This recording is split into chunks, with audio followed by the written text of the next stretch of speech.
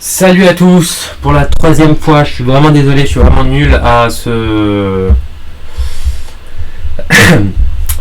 sur Twitch, je débute donc ça va être difficile les premières semaines, mais je vous promets que je vais m'y faire, hein, ça va bien se passer sur la fin. Je reviens sur ma présentation, pour ceux qui l'auraient raté ou pour ceux qui l'ont déjà écouté, vous verrez si j'ai pas dit des conneries la première fois. Flamengo, River Plate, deux équipes qui sont actuellement au top en Amérique du Sud. River Plate champion de la Copa Libertadores déjà l'année dernière. Flamengo en tête du championnat brésilien, coaché par Jorge Jesus, entraîneur de Benfica notamment. Beaucoup de joueurs d'expérience. Rafinha, Filipe Luis, Diego Alves, des anciens joueurs de gros clubs européens. Qui est en tête du championnat, qui a déjà battu le record de points alors que le championnat n'est pas terminé. C'est dire. River Plate, pareil, coaché par Gallardo, qui a déjà gagné 2 Libertadores, une en 2015, l'autre l'année dernière contre Boca Juniors, avec la fameuse finale retour à Santiago Bernabéu. Cette année, elle se jouera qu'en un seul match, la finale, et à Lima, au Pérou, s'il n'y a pas de changement, parce qu'elle était prévue au Chili. Avec beaucoup d'expérience également, des joueurs qui sont habitués à jouer ce genre de match. Pour certains, ça va être la troisième finale de Libertadores. Donc voilà, c'est une équipe qui a beaucoup d'expérience. Deux coachs qui ont envie d'avoir le ballon et de le récupérer extrêmement vite, vous allez le voir, mais sur l'utilisation de la balle, à la récupération, totalement différente. Donc c'est super intéressant de voir la différence, de voir comment ils vont réussir à sortir finalement de cette organisation et comment ils vont réussir à s'adapter l'un à l'autre. Ça va être vraiment très intéressant. On va commencer l'analyse par Flamengo. Donc sur l'organisation défensive, voilà, moi comme vous le savez, pour ceux qui suivent football tactique depuis un moment, je fais vraiment très attention à ça. Vous voyez ici les trois défenseurs, donc un joueur, le latéral droit, ici c'est Rafinha avec le casque de Petrucci sur la tête, qui sort en couverture. Ici le joueur s'est fait dribbler et il est tout de suite en couverture. Les trois défenseurs qui protègent l'axe du but. La ligne de 2 ici, de 2 joueurs clac-clac qui protègent en cas de centre en retrait ou de tentative de jouer sur un des joueurs qui est à l'entrée de la surface. Et 2 joueurs ici pour récupérer le ballon et sortir très rapidement. Donc c'est vraiment très bien organisé. Et surtout, c'est pas un hasard parce que vous voyez que sur une action quelques temps après, vous avez exactement la même organisation, ligne de 4. Ici, c'est le milieu défensif qui est venu compenser l'absence de son latéral. Et les 2 joueurs ici tout de suite devant le milieu défensif, devant la défense en position de milieu défensif pour empêcher les ballons en retrait. 2 joueurs ici pour récupérer la balle et sortir rapidement. Donc c'est très bien travaillé, très bien organisé. C'est vraiment une équipe qui bosse très bien et surtout sur le plan défensif. C'est une équipe qui est très bien organisée. Et également sur les zones de transition, c'est-à-dire ici long ballon, vous avez un défenseur qui sort pour récupérer le ballon, clac, on organise ligne de 3 qui se referme pour pas laisser d'espace dans l'axe. Les corps orientés vers le but, c'est-à-dire que si le ballon va vers l'arrière, vous pouvez accompagner et être tout de suite tourner vers cette zone-là pour accompagner le joueur et pouvoir apporter tout de suite être dans cet espace-là finalement pour défendre et pour récupérer le ballon. Alors que si vous êtes de dos, c'est beaucoup plus difficile de se retourner et d'aller vers le ballon. 2 milieux défensifs devant ou 2 joueurs juste devant, au cas où le ballon fait le chemin inverse et va vers l'avant, ils sont là pour récupérer tout de suite le ballon. Donc c'est vraiment très bien travaillé. Maintenant on peut passer sur le positionnement offensif ou sur les attaques rapides. Les appels de balles toujours très intelligents ici dans le dos de la défense du défenseur dans cette zone là. C'est vraiment des bons appels et puis surtout plusieurs options, toujours 1, 2 options, 3 options. Donc c'est vraiment beaucoup de qualité sur les transitions. Encore une fois ici vous voyez toujours la même chose, un joueur qui demande côté gauche, un joueur qui demande côté droit, Gabigol qui fait un appel en diagonale pour essayer d'amener le défenseur. Et ici un joueur entre les lignes qui demande le ballon entre les lignes et qui pour récupérer le ballon dans cette zone-là et recevoir le ballon donc entre les lignes. Donc la défense adverse est toujours tout de suite peut être très désorganisée et le porteur de balle a la vie facilitée finalement d'avoir autant d'options. Encore une fois, vous voyez pratiquement la même option, le même dispositif. Appel en diagonale ici dans le dos du défenseur latéral qui est sorti. Un joueur entre les lignes. Lui, Gabigol qui fait un appel pareil dans le dos du défenseur adverse dans l'espace laissé entre le latéral et le central. Donc c'est vraiment une équipe qui est très bien travaillée, qui connaît très bien ses positionnements et qui sait très bien ce qu'elle doit faire avec le ballon. Voilà, encore une fois ici, en position de là, on n'est pas sur un contre, mais plus sur une balle un peu plus posée, sur une période de possession. Les joueurs qui demandent le ballon entre les lignes, c'est quelque chose auquel je fais vraiment gaffe. Pourquoi ? Parce que si vous recevez le ballon entre les lignes, vous annulez, surtout ici dans ce cas-là, vous annulez 1, 2, 3, 4 joueurs, pratiquement. Et vous recevez le ballon face à la dernière ligne défensive, et donc vous êtes en position de force pour attaquer le but. Et toujours pour le porteur de balle, beaucoup plus simple, il a 2, 3, 4 options pour attaquer. Là on a une action qui est pratiquement similaire, un joueur côté gauche, un joueur côté droit, un attaquant proche des défenseurs qui fait un appel en diagonale et un attaquant qui reste un peu plus en retrait et qui crée cette confusion finalement. Parce que le central est sur cette hésitation du je sors sur lui, je reste sur ma ligne défensive et je fais ma zone. Il est perturbé, il ne sait pas, là il fait un petit pas en avant et vous voyez que le petit pas en avant peut être fatal et Gabigol peut faire un appel en diagonale et recevoir le ballon dans le dos. Donc très bien travaillé encore une fois. Sur les sorties de balle depuis l'arrière, sortie à 3, je pense que ça sera calme contre River Plate parce que là face à 2 attaquants, c'est logique de sortir à 3, vous êtes en supériorité, 3 plus 2. Donc un des milieux défensifs redescend entre les centraux. Le latéral droit qui ouvre, le latéral gauche qui ouvre, le numéro 8 qui demande un petit peu plus haut, un attaquant qui vient demander entre les lignes ici, mais pas collé à la ligne, vous voyez, il laisse le couloir au latéral et lui il vient demander un peu plus dans l'axe, et l'autre milieu offensif qui vient demander également au niveau du rond central et pour recevoir le ballon dans cette zone-là. Pareil, vous voyez que l'équipe est très bien organisée, toujours avec cette même idée du jeu, le latéral à l'extérieur, un joueur qui vient demander dans l'axe, ici c'est Gabigol qui vient demander un peu plus à l'intérieur et le 8 qui vient demander un peu plus bas. Donc le porteur de balle, depuis la défense jusqu'à l'attaque, a toujours plusieurs options pour faire la passe et pour pouvoir progresser l'équipe, pour avancer l'équipe dans le bloc adverse. Il a vraiment le choix, c'est-à-dire qu'il peut choisir de jouer à gauche, à droite, machin. Le ballon n'est pas un problème parce qu'on a toujours une solution finalement pour résoudre le problème qu'on a quand on a la balle dans les pieds. Pareil ici, donc c'est un système comme je vous disais en plus en 4-4-2 mais qui bouge beaucoup, qui se transforme pas mal en 4-2-3-1 avec toujours un attaquant qui demande décrocher entre les lignes, un attaquant qui demande en profondeur et 2 joueurs sur les côtés et beaucoup de mouvements. Généralement c'est Gabigol que vous trouvez en pointe, ici il est sur le côté gauche.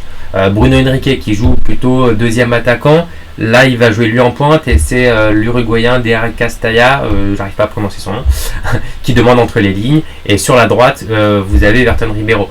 Donc voilà, toujours beaucoup d'options, beaucoup de mouvements et ce qui crée toujours de confusion chez l'adversaire.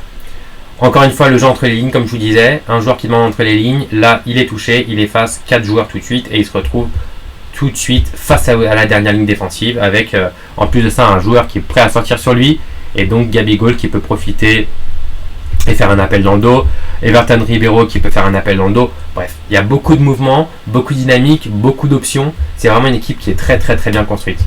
Au niveau du pressing, vous voyez que c'est un bloc très court, là qui tient en même pas 30 mètres en largeur. Pratiquement tous les joueurs, à part Gabigol, mais Gabigol n'est pas très lent non plus, sont là. Pressing intense, donc bien organisé, avec la volonté de récupérer le ballon très vite. Et comme j'ai l'habitude de dire, un bloc c'est un peu comme un poumon, c'est-à-dire que il expire, il se resserre, là c'est le cas, il se resserre, il récupère le ballon, on ouvre. Et là tout de suite, vous avez 2 joueurs qui font des appels vers le côté ouvert et le mec qui a récupéré la balle, qui est ici Arao, qui tout de suite va orienter le jeu vers l'espace laissé vide, l'espace ouvert et la zone ouverte. Donc sortie de la zone de pression vers une zone plus ouverte et on ouvre les lignes et on recrée le jeu et on réavance. Donc voilà, c'est vraiment une équipe super intéressante, Flamengo. Bien construite, bien organisée, très peu de points faibles à mon avis. Le point faible c'est peut-être la lenteur de la défense. Rafinha, c'est plus très très rapide. Philippe et Louis, c'est pas très très rapide. Et même la doublette de Centro, c'est pas forcément la défense la plus rapide qui soit. Et face à, vous allez le voir, une équipe de River Plate qui aime beaucoup jouer dans les transitions très rapides et jouer dans les espaces, ça peut être un problème. Donc là, je vais vous parler de River Plate et vous allez pouvoir voir peut-être les petits points sur lesquels les équipes peuvent jouer et peuvent s'enquiquiner, on va dire. Organisation défensive pour commencer. River Plate qui propose à peu près le même schéma, c'est-à-dire que 3 joueurs qui protègent. La différence, vous pouvez le voir, c'est qu'ici, le défenseur droit du coup est beaucoup plus axial et laisse un petit peu d'espace dans le dos de la défense. Et ça peut être préjudiciable. Il ne protège pas au niveau du deuxième poteau, il devrait être aligné avec le deuxième poteau. Le défenseur central aligné avec le centre, le point de pénalty plus ou moins. Et le premier défenseur du coup aligné avec le premier poteau pour protéger vraiment l'axe.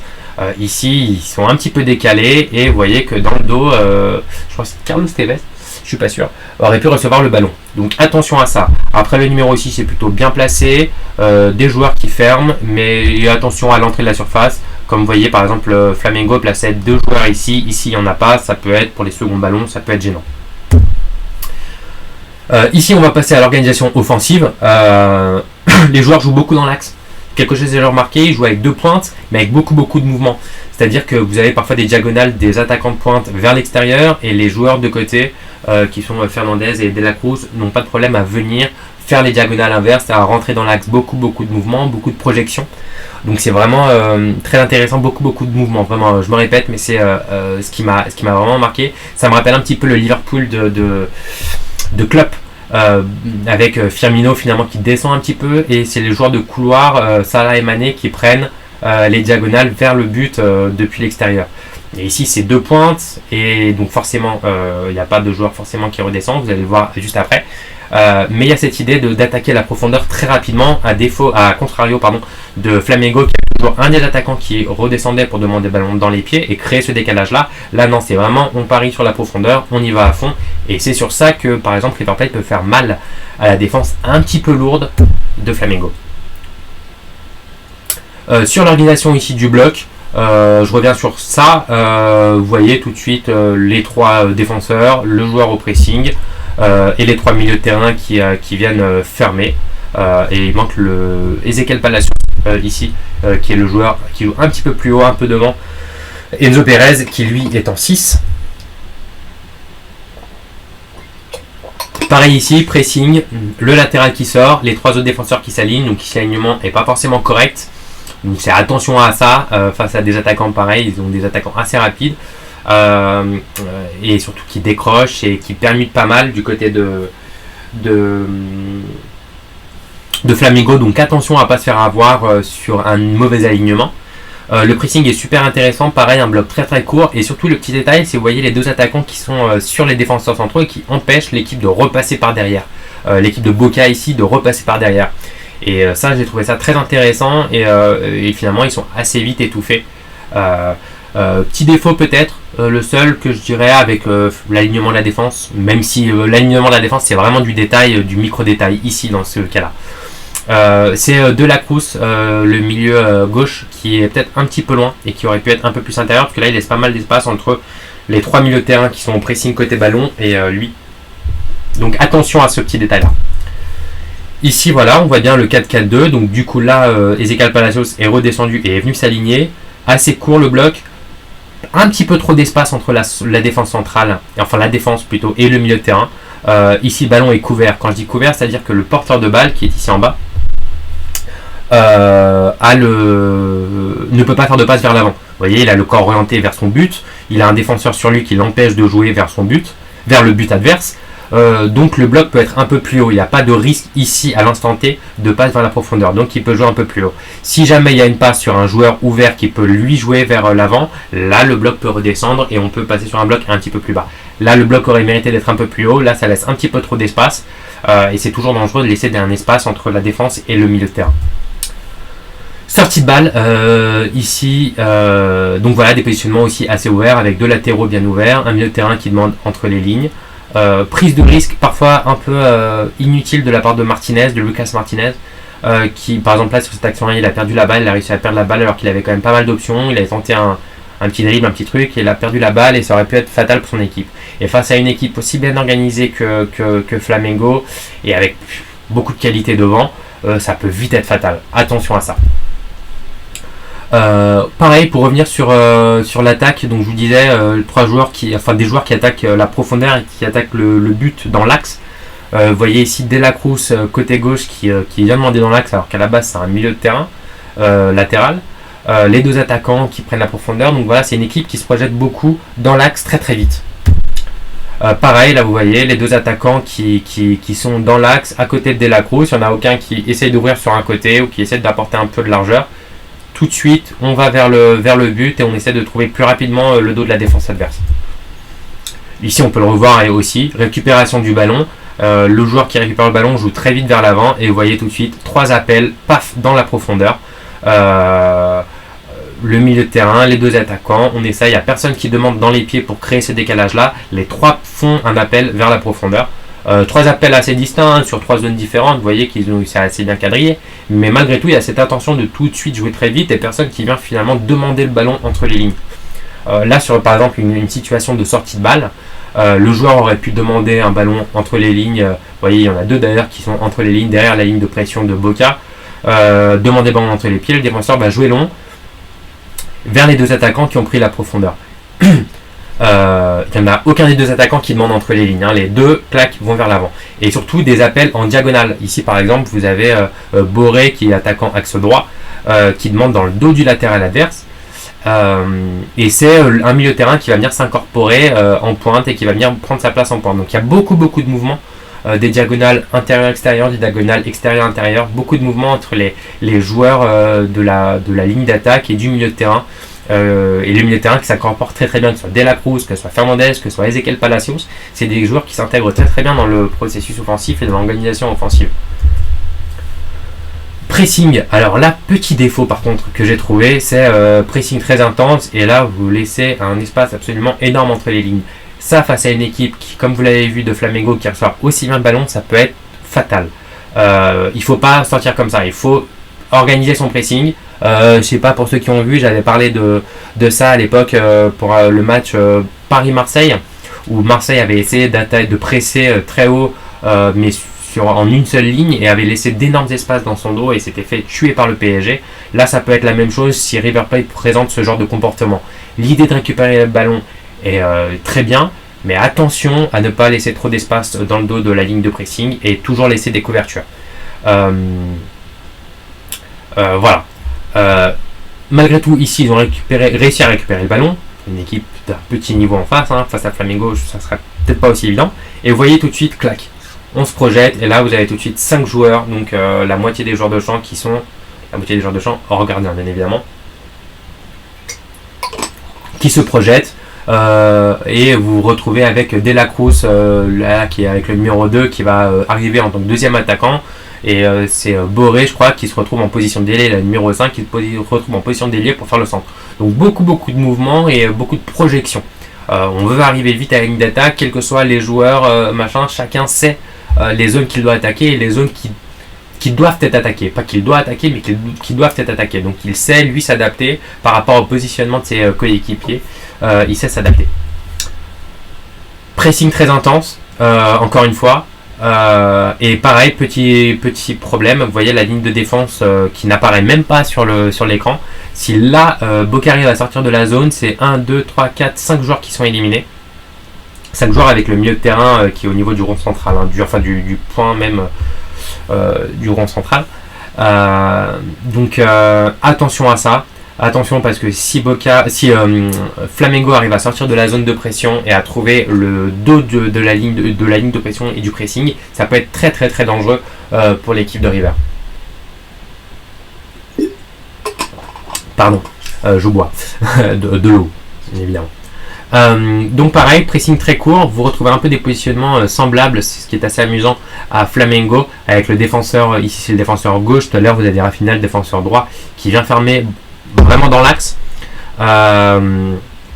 Peut-être un bloc très court, même pas 30 mètres de largeur, peut-être un petit peu trop d'espace entre la défense centrale et le milieu de terrain. Il faudrait Voilà, il aurait fallu peut-être compenser ça, mais malgré tout, les positionnements sont plutôt bons. C'est-à-dire que là, c'est une image arrêtée, mais c'est un contre.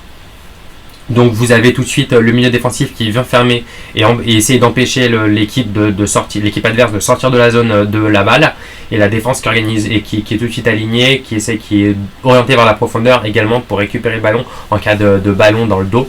Donc voilà, ça va être très intéressant de voir comment les deux équipes finalement ont cette envie, comme vous pouvez le voir ici, vous l'avez vu sur l'analyse de Flamengo, ont envie de récupérer le ballon très vite, mais en même temps elle ne joue pas de la même façon. C'est-à-dire que River va essayer de trouver très très vite ses attaquants ou des joueurs qui attaquent la profondeur très très rapidement.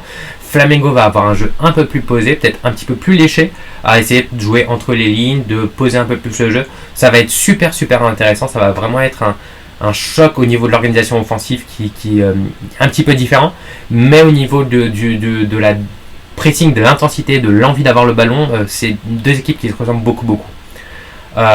Personnellement, si je devais donner un avantage, ça serait à Flamengo, qui je trouve est peut-être une équipe un peu plus complète, un petit peu mieux organisée. Mais déjà 2-1 sur les finales, c'est difficile de donner un favori. Et surtout, River Plate a l'avantage d'avoir un peu plus d'expérience quand même, avec ces deux finales déjà en 2015 et en 2018. Donc c'est difficile d'avoir un favori ou de donner un favori. Mais en tout cas, ça va être vraiment un choc super intéressant à suivre. Pour ceux qui peuvent le voir, vraiment, je vous le conseille. Donc voilà, en tout cas, j'espère que ce petit, malgré les problèmes de début de live, désolé encore, hein, mais promis, ça va s'améliorer. J'espère que ce petit concept comme ça d'analyse vidéo vous a plu. J'espère aussi que vous allez profiter du match et que vous allez pouvoir le voir. Je suis un peu dégoûté, je ne vais pas pouvoir le voir, mais en tout cas, je le rematerai avec plaisir en replay après. Et puis j'essaierai de faire une petite analyse aussi. Pour ceux qui ont suivi de notre défi FM, il commence la semaine prochaine avec Toulouse. Donc pour ceux qui ont raté, on va prendre une équipe chaque semaine de Ligue 1 et refaire le mercato. Et faire quelques journées pour voir si la mayonnaise prend et se dire voilà comment les clubs de Ligue 1 auraient pu ou peuvent travailler. Donc un mercato à la sauce football tactique, c'est-à-dire on va essayer d'avoir des joueurs avec une qualité technique, un jeu posé, d'attaque, etc. Il y a une petite vidéo de présentation que vous pouvez retrouver sur la Twitch et sur la chaîne YouTube aussi. Donc n'hésitez pas à la regarder si vous voulez plus d'informations. Et puis je pense qu'on va commencer lundi. Lundi ou mardi on va commencer. Et chaque semaine, du coup, une petite équipe de Ligue 1. On commence avec Toulouse tranquillement. Et puis on va monter par ordre alphabétique au long de l'année, des semaines. Donc ça va être super cool. N'hésitez pas à poser des questions si vous en avez, à commenter si vous voulez échanger, avoir un avis, ou même juste me dire que vous n'êtes pas d'accord aussi. C'est en débattant qu'on avance. Donc ça sera un grand plaisir de débattre avec vous. Et puis on se retrouve à très bientôt pour plein de nouvelles vidéos. Et puis voilà. Et puis profitez du retour de la Ligue 1. Je vous jure que ça nous manque quand il y a la coupe, les matchs internationaux. Donc profitez bien et puis on se retrouve très vite. Allez, ciao.